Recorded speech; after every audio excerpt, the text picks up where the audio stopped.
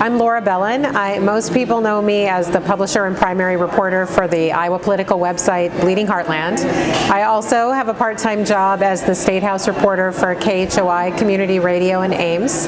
So Dennis Hart and I record a weekly radio show about what's going on in Iowa politics. The Iowa House allows some journalists to work in the chamber on the press bench. I've been denied credentials again this year for that.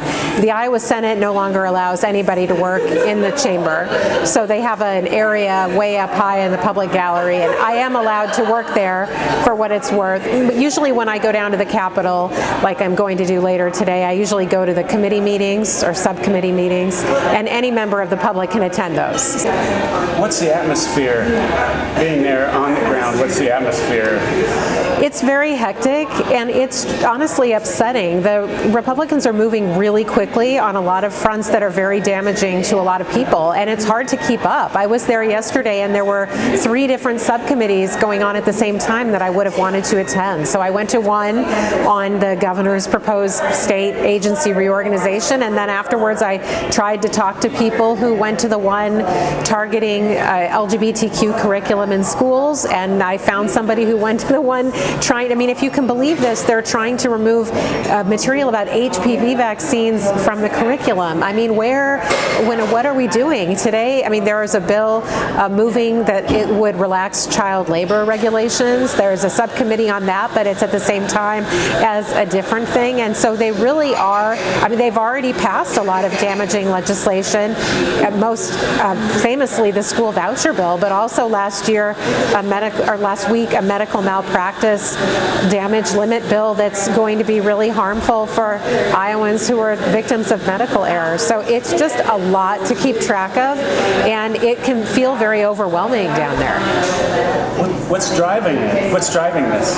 Well, you wonder every year, you think, are they going to run out of terrible ideas to implement? Because they've already undermined workers' rights, reproductive rights, all collective bargaining, all kinds of the attack last year on LGBTQ students, and yet the judicial system, actually, that's back again. They're trying to finish the job they started in 2019 with giving the governor more control over judicial appointments. So I think that some of it is a national agenda.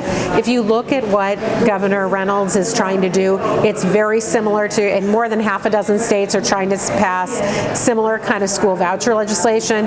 Governor Sarah Huckabee Sanders of Arkansas is doing something very similar with consolidating state agencies and trying to cut back, revoke a lot of administrative rules. And many of the education bills are being pushed by conservative groups like Moms for Liberty is one that's been prominent recently because the House Republican Government Oversight Committee last week held a hearing where the only invited speakers were representatives of Moms for Liberty. So some of it is national, some of it is, I think, state-based. There are homegrown interest groups in the business community, farm lobby, big ag lobby, the ethanol industry, which is pushing, for instance, these carbon pipelines. Private school industry. Yeah, the private school industry. So some of them are national, but there are some things specific to Iowa where there are business groups that have been trying to do things. The medical malpractice bill was an example of this. It's something they've tried to do for many years.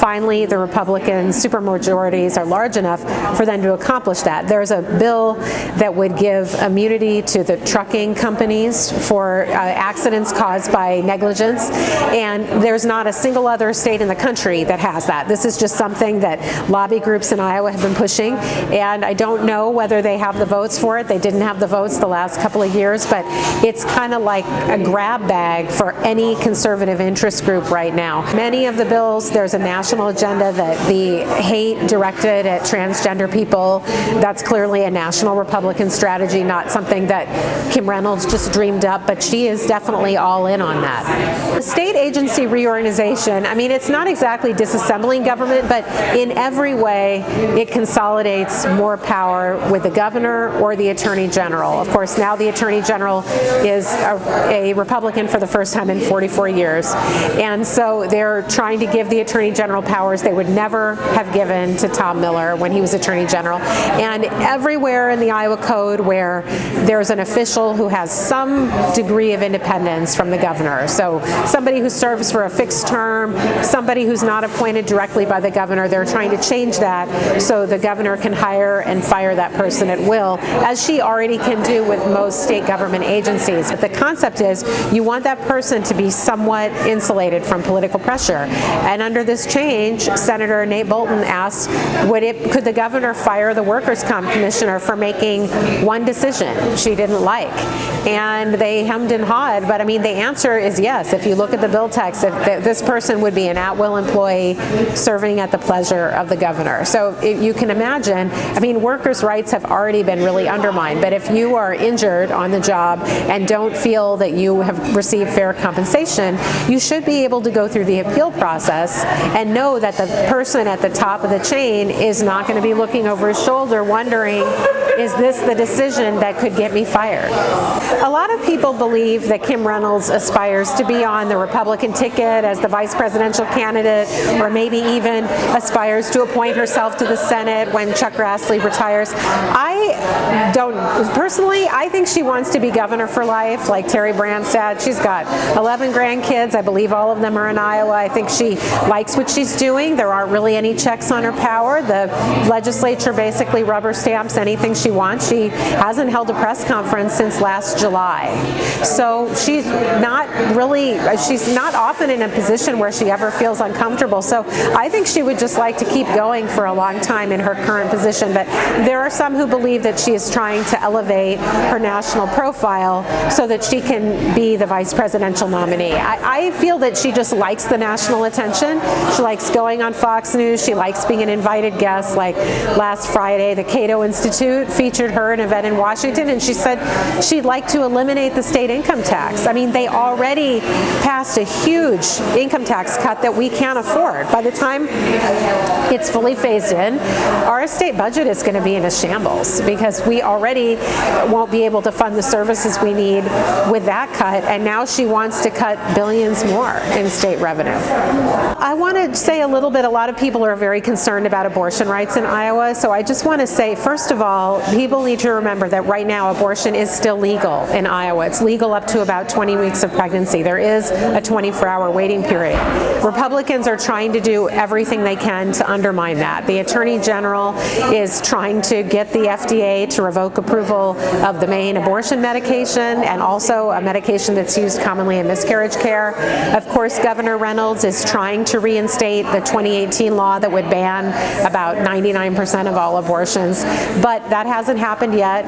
The Iowa Supreme Court is probably going to hear that appeal of the governor's effort later this year.